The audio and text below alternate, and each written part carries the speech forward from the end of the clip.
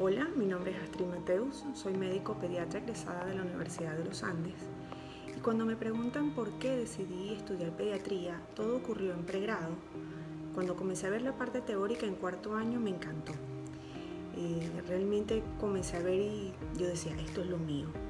Una vez cuando inicié la parte práctica en quinto año, que hay ese contacto directo con los pacientes, cuando ellos te sonríen, cuando hay esa mirada dulce del niño, haces un clic con ellos. Realmente es una conexión especial. Eh, por más que sean tus pacientes, siempre hay cariño hacia ellos y ellos hacia el pediatra. Por mucho miedo que nos tengan, porque en ocasiones no suelen tener miedo, a la final siempre hay un abrazo que es sincero, un abrazo lleno de amor y realmente me apasiona atender a los niños. Disfruto su sonrisa, disfruto sus juegos. Realmente para mí es una bendición, es un don que Dios me dio poder atender a estos niños. Buenas tardes, soy la doctora Andrea Marín, egresada de la Universidad Central de Venezuela. Realicé mi posgrado en el Hospital JM de Los Ríos de la Universidad Central de Venezuela, ubicado en Caracas. He aquí mi secreto, no es más simple que solo con el corazón se puede ver bien. Lo esencial es invisible a los ojos.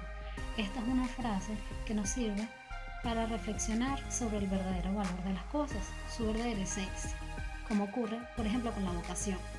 A veces no entendemos el porqué desde afuera, hasta que sentimos en nuestros corazones la pasión de hacer aquello que amamos, que sería lo esencial.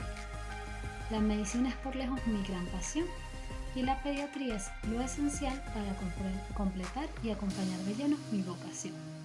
Sabemos que los niños son el futuro del mundo y en definitiva el mundo necesita más niños sanos y felices. Estos niños son los pacientes más ocurrentes, más inocentes, son cuerpecitos llenos de una fortaleza arrolladora que en más de una ocasión nos deja boquiabiertos, nos deja sorprendidos con sus constantes milagros. Estos niños no saben nada del mundo, mucho menos de sus pesares. No saben cómo decirnos qué, dónde, o desde hace cuánto le molesta o le duele la pancita. Mi deber, nuestro deber, es conseguir todas las respuestas, brindarles la mejor atención y por supuesto sanar. Yo estudié y lo sigo haciendo para brindar la mejor respuesta. Es necesario conocer cada uno de los síntomas que presentan nuestros pacientes, desde un simple moquito o una diarrea hasta una enfermedad que puede ser mortal. Es por esto la importancia de la pediatría, de la educación. Por eso cada día estoy más convencida de seguir por este camino acompañándolos en su sano crecimiento, apostando por nuestro país y siempre por la educación. Muchas gracias. Bueno, muy buenas tardes. Saludos a todos los que nos están viendo. Antes que todo, agradecer a la directiva de ACUEM por esta invitación a compartir con ustedes esta experiencia que tuvimos en el 2020 justamente. A la imagen estamos viendo una foto del Hospital Universitario Valera, el hoy el Hospital Universitario Valera en el año 53, cuando lo inauguraron. Y es esa enorme mole de concreto que se iba a comer a las casitas de Valera. Gracias a Dios alguien tuvo esa visión y tenemos el hospital como tal hoy día. Ingestión de cuerpo extraño, a propósito de un caso, es un paciente masculino de 3 años, 7 meses de edad, natural de Valera, quien consulta el día 12 de septiembre por presentarse a lorrea súbita. Cuando un niño comienza a presentarse a lorrea, que puede tragar, que se ahoga, es un cuadro clínico muy aparatoso para la familia. De los antecedentes es producto de primer embarazo, un esquema de inmunizaciones acorde a la edad, la familia negó patologías personales y familiares, nunca había estado hospitalizado.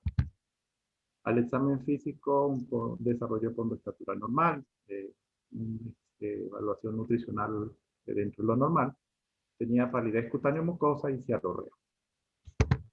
Los padres refieren que se comió algo, pero no estaban seguros qué era, pero que estaba jugando en el patio de la casa y de repente ingresó a la casa con este problema que no podía, eh, le costaba un poco respirar y que no podía tragar. Por lo que se decidió hospitalizar y se le solicitó originalmente una radiografía de tórax. Eso fue el sábado 12 de septiembre en horas de la tarde. Y esta es la primera radiografía que se le hace al paciente. Si no somos cuidadosos, tal vez no nos damos cuenta de nada. Esto no es ni de tórax ni de abdomen. Esto es lo que se llama una muchachografía y en este caso fue útil. Las radiografías deberían ser por secciones, las de tórax y las de abdomen, pero en este caso, bueno, será disponibilidad de recursos, no tengo idea qué sucedió. Hay cosas que llaman la atención. Si notamos fijamente y vemos cuidadosamente los detalles de la radiografía, podemos ver una imagen hacia la parte inferior izquierda, que sería la derecha del paciente, tres elementos allí radiopactos que son alargados, óvalo, en forma de óvalo, que son evidencia de cuerpo extraño y quizás no nos damos cuenta de más nada en esta radiografía. Sin embargo, en la tráquea, en la parte superior, en todo el medio, lo que pasa es que la radiografía está cortada justo ahí, pareciera que hay algo en forma de B. Al centro, en el mediastino, en la parte superior, se puede ver una imagen ahí un poco extraña. Bueno, se ingresa como una ingestión de cuerpo extraño, sospecha de ingestión, y ahí estoy señalando los sitios donde se puede haber localizado las imágenes que llamaban la atención. Las inferiores, en el círculo inferior hacia la fosa ilíaca derecha, pues no son de gran importancia porque ya esas prácticamente ya están en colon. Pero la que estaba produciendo la clínica es la que se ve en la parte superior. El día domingo 13, en horas de la mañana, pues hicimos una solicitud nuevamente para verificar cómo estaba eso. Y en esta radiografía, que tiene un poquito mejor calidad, sigue siendo una muchachografía, vemos que hay tres sitios donde se ubican cuerpos extraños. Primero, en la parte superior, que era el que le estaba produciendo la clínica, donde se ve evidentemente que hay un cuerpo extraño allí.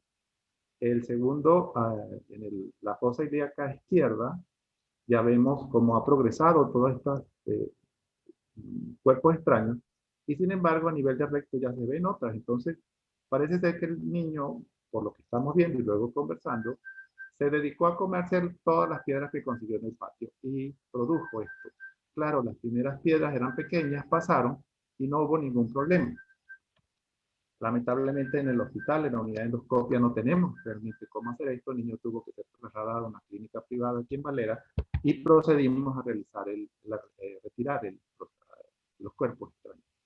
Ahí estamos la enfermera auxiliar, la anestesiólogo, una gastroenterólogo que me acompañó ese día, fue realmente la que me convenció de salir. 13 de septiembre, obviamente la pandemia estaba en marcha desde marzo y yo estoy guardado por mis factores de riesgo. Sin embargo, fuimos y atendimos a este paciente porque había que hacerlo realmente.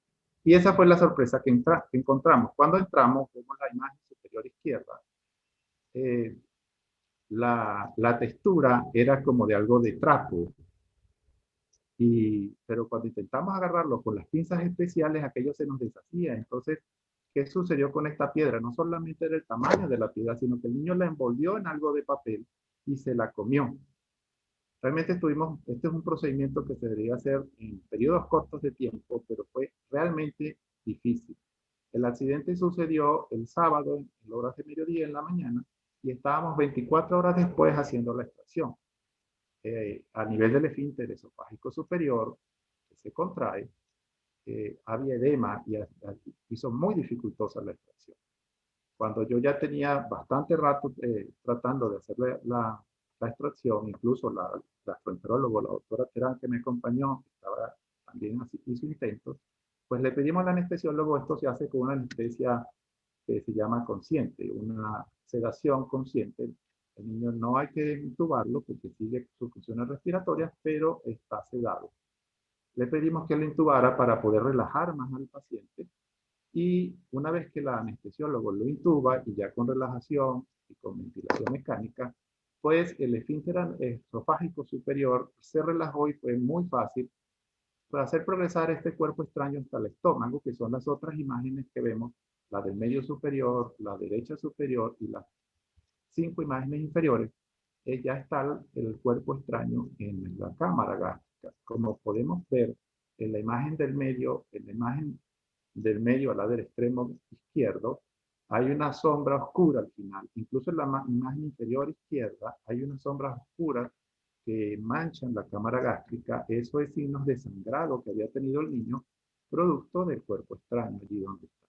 No pudimos usar ninguna de las pinzas que se usan para la extracción, sino que se usó una asa de polipectomía y son las imágenes que vemos en el medio, en todo el medio, y la inferior, la derecha del medio y la inferior derecha. Ya está el cuerpo extraño lazado con esta asa de polipectomía.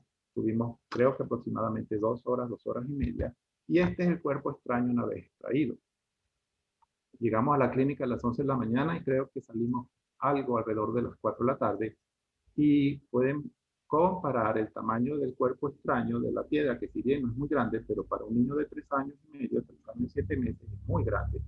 Y además, como la había envuelto en un papel, pues hacía mucho más tracción con la víscera, con la epitelio de la víscera, y fue muy difícil esa extracción realmente. Fue el año pasado, 2020, hicimos 2 extracciones de cuerpo extraño, una en mayo que se pudo hacer en el hospital y esta en septiembre que hubo que hacerla en una institución privada. Pero, ¿qué es la ingestión de cuerpo extraño? Son lesiones no intencionadas relacionadas con la introducción de cuerpos extraños por los orificios naturales. Puede ser por aspiración, por ingesta, que es de lo que estamos hablando, y el riesgo es mucho menor en menores de 12 años. El 80% de los episodios ocurren en los menores de 3, con una incidencia en 2. Este niño de más de 3 pues está un poquito fuera de la norma, pero se esperan a esta edad. Predominan 2-1 los varones. En el 2011 en Estados Unidos reportaron más de 90.000 casos de cuerpos extraños, y el 86% de la ingesta de fila de botón es en menores de 19 años.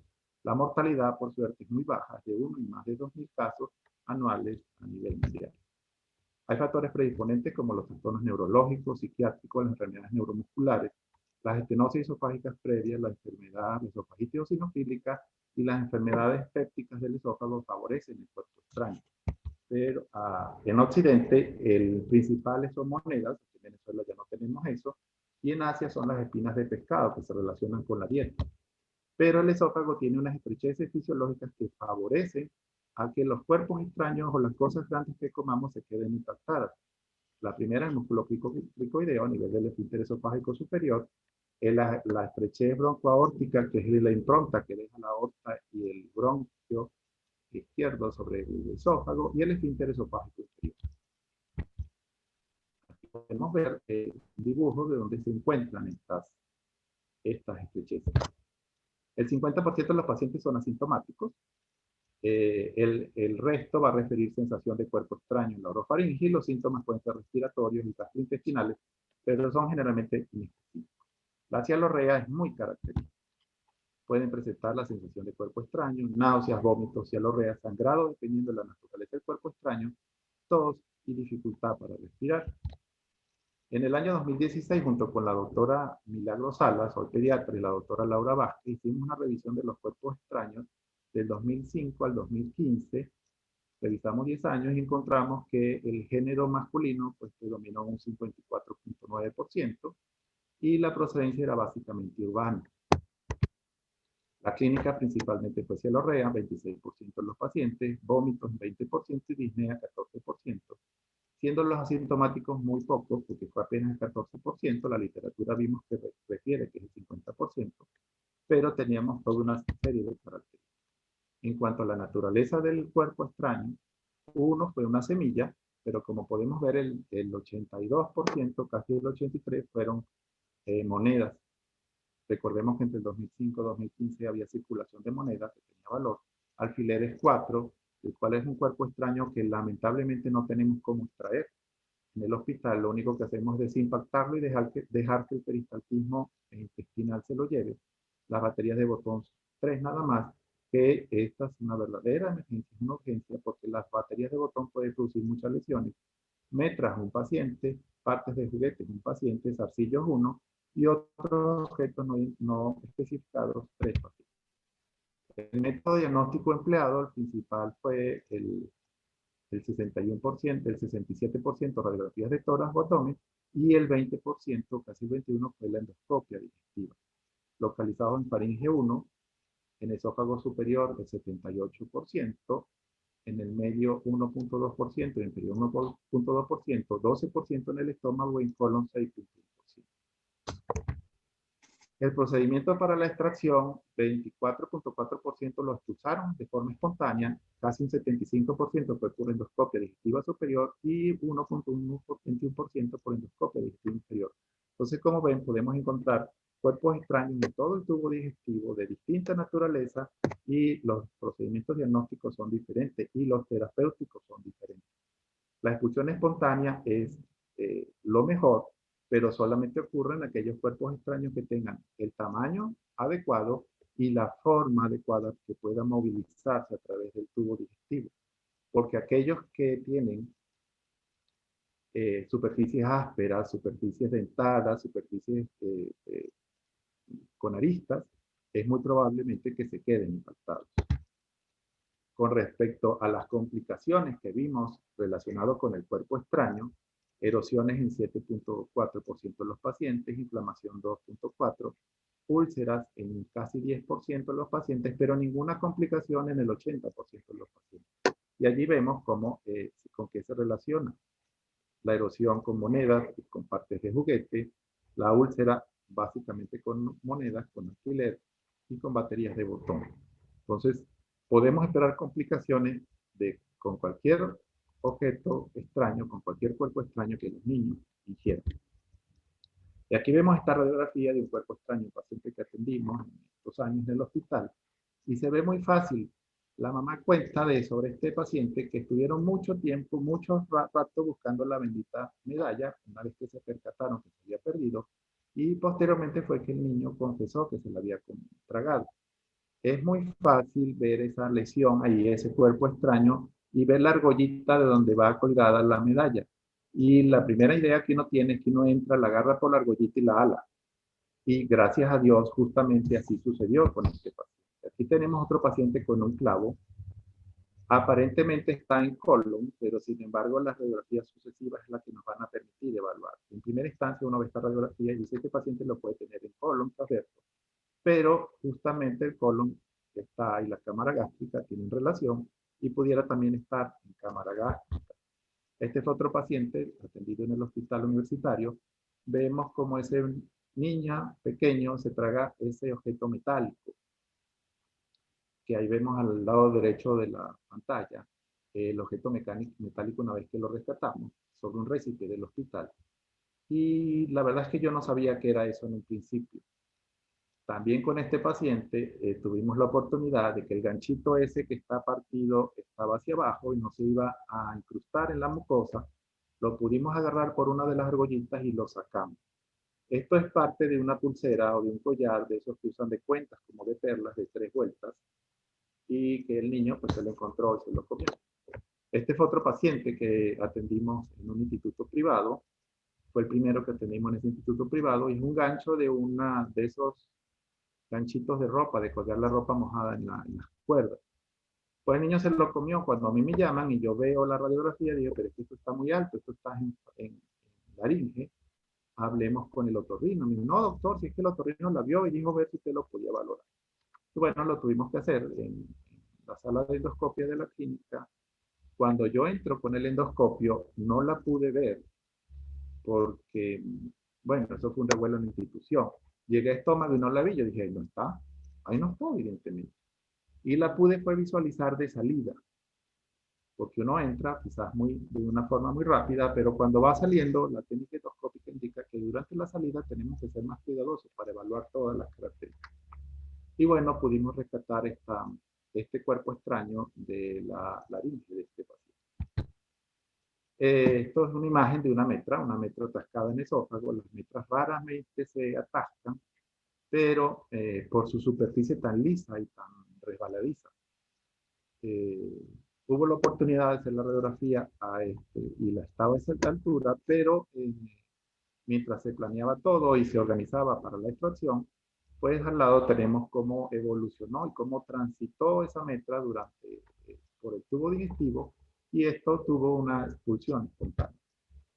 Esta radiografía de la izquierda es un sacapunta, esta no es de mis pacientes, un paciente, una colega de Caracas, y la de la derecha es un hueso de pollo en el esófago de un paciente adulto de un paciente de la unidad de gastroenterología del hospital, que no atendí yo directamente, pero estuvimos presentes en esa extracción.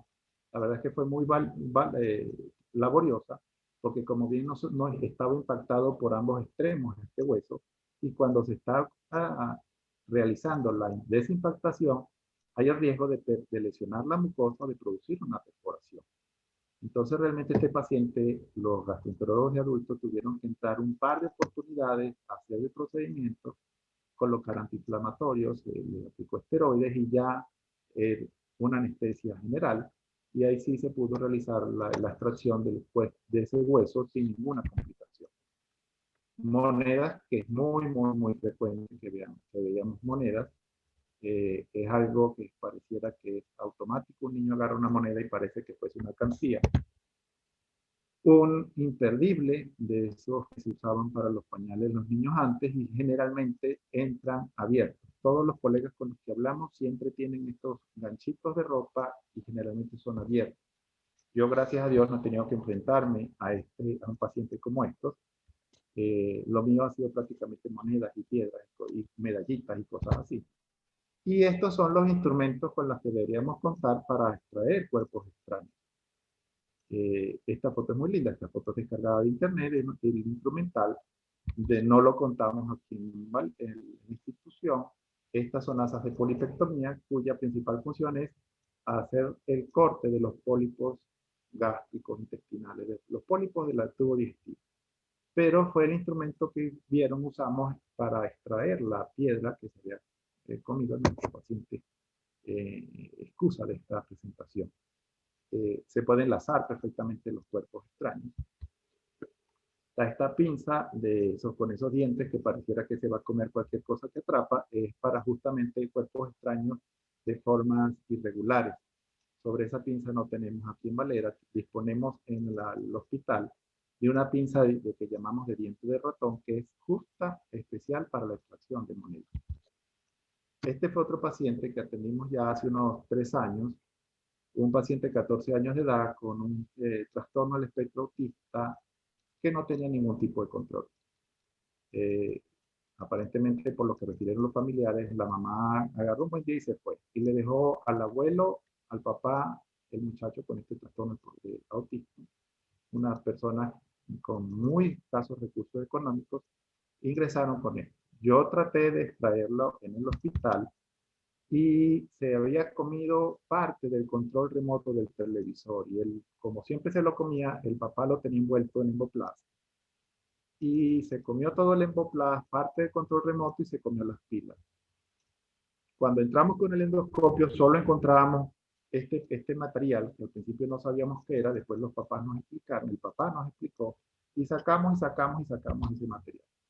No lo pudimos hacer en el hospital, no pudimos nada del mundo la extracción, y hicimos una interconsulta con cirugía pediátrica para que cirugía pediátrica se encargara del caso, porque la verdad es que no lo podíamos hacer. Pero claro, 14 años, con trastorno del espectro autista, sin ningún tratamiento, hacerle una laparotomía para extraer y una gastrotomía para extraer el cuerpo extraño iba a ser un asunto muy complicado.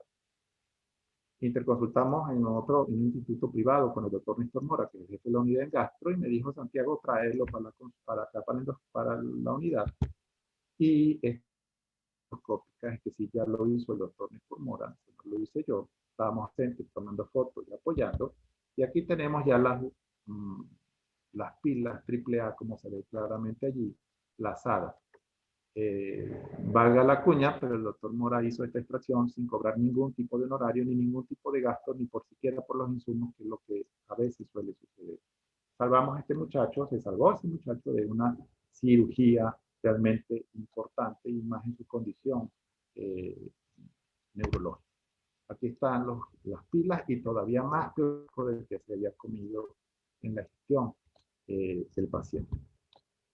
Este es otro paciente, vemos si lo vemos así, sin darnos mucho detalle, podemos pensar que es una moneda, pero tenemos en la imagen radiográfica de la izquierda, vemos que no es una moneda que está como derechita, que es una moneda que para un lado se hace un poco más gordita.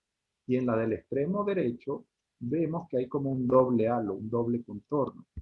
Con esto hay que ser muy cuidadosos porque esto es una batería de botones. Y las baterías de botón hacen el efecto mecánico de cuando el esfínter esofágico está contraído, hacen un efecto mecánico de ocupación, pero los distintos químicos que generan la electricidad en las baterías hacen un efecto de sustancia cáustica, porque de hecho son cáusticos. Llega un momento en que comienza a desbordarse de la batería los elementos cáusticos que están contenidos dentro de estas baterías de botón. Y estas son las consecuencias que produce una batería de botón. Se empieza a oxidar la batería y, como ven, produce lesiones de quemadura cáustica en el esófago cuando ya pasan mucho tiempo. Esto hay que extraerlo en las primeras 12 horas, porque de lo contrario va a tener ese paciente complicaciones de úlceras esofágicas, generalmente en espejo. Las dos úlceras van a estar donde hay el contacto del cuerpo extraño con la mucosa. Y luego va a tener ese paciente las complicaciones que tiene cualquier úlcera, porque las úlceras, cuando se cicatrizan, generalmente producen estenosis, y eso trae como consecuencia otro tipo de terapéutica. En esta imagen que estamos allí, vemos como la imagen superior izquierda sí se ve claramente la forma de la batería de botón. Esto hay que extraerlo lo más rápido posible. Ahí ven el detalle de como que es más gordita y como que tiene un desnivel. En las radiografías tenemos que estar muy pendientes de esos detalles. Este es un paciente nuestro de la unidad. Vean cómo uno extrae la forma que sale la batería, y vemos las lesiones que quedan en el esófago una vez que la batería ha pasado más tiempo del necesario allí. En el hospital, cuando hacíamos estos procedimientos, a veces eran fuera de horario, era muy complicado porque hay que reunir mucha gente para poderla hacer. Como ven, las lesiones. Y otro paciente de nuestra consulta, una niña de 7 años. Muchísimas gracias por su atención. Muy buenas tardes.